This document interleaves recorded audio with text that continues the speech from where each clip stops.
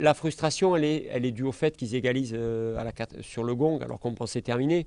Vendredi soir, stade Jean-Bouin, Angers accueille Montpellier. On joue la 93e minute quand Malik Couturier donne l'avantage et croit-on la victoire au SCO. C'est l'explosion sur le banc angevin et dans les gradins. Et pourtant, moins de 30 secondes plus tard sur ce corner, c'est la douche froide. Les Héroltais viennent d'arracher le match nul, 3 buts partout, au terme d'une rencontre au scénario complètement fou. Et forcément, côté angevin, la déception était au rendez-vous à la sortie du terrain. Mais tout de suite, retour en arrière. Ça avait plutôt mal démarré pour les hommes de Jean-Louis Garcia dans cette rencontre.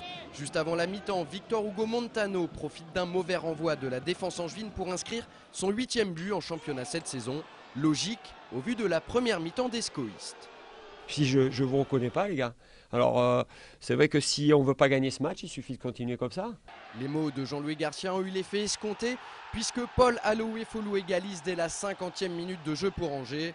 Et puis à peine 3 minutes plus tard, c'est Floyd Haïté qui vient donner l'avantage aux siens. À cet instant, le SCO mène 2-1. Mais à la 83e minute, Haït Fana d'un superbe lob relance Montpellier. La suite, vous la connaissez déjà. À l'issue de cette rencontre, Angers conserve sa 6e place au classement de Ligue 2 à seulement 4 longueurs du podium.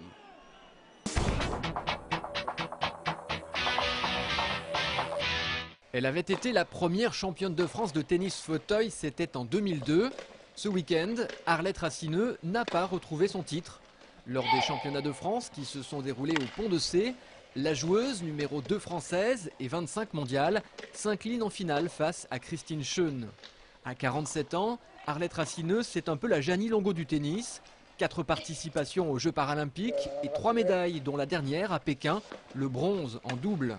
Cette Nazérienne vient de rejoindre le club des Ponts de C. Avec son entraîneur Valérie Blanchet, elle commence sa nouvelle préparation et vise les Jeux de Londres en 2012. Comme quoi, à tout âge, on continue d'apprendre. Arlette Racine est justement l'invitée de l'émission Sport 7 cette semaine. C'est l'occasion de découvrir cette discipline et le parcours exemplaire de cette joueuse que l'on suivra bien entendu jusqu'à Londres.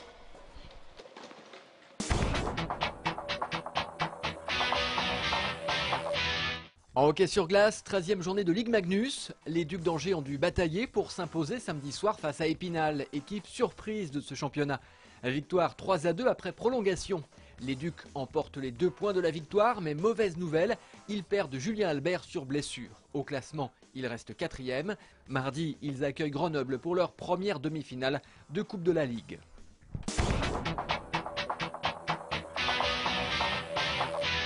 En basket, l'ABC s'impose face au Centre Fédéral. Victoire 85-62. Les forces en présence étaient assez inégales. Le vrai challenge pour les joueurs de Michael Hess, c'est surtout la série de matchs à venir avec un premier gros morceau, le déplacement à Bois le week-end prochain. De quoi se faire une idée plus précise des possibilités de montée.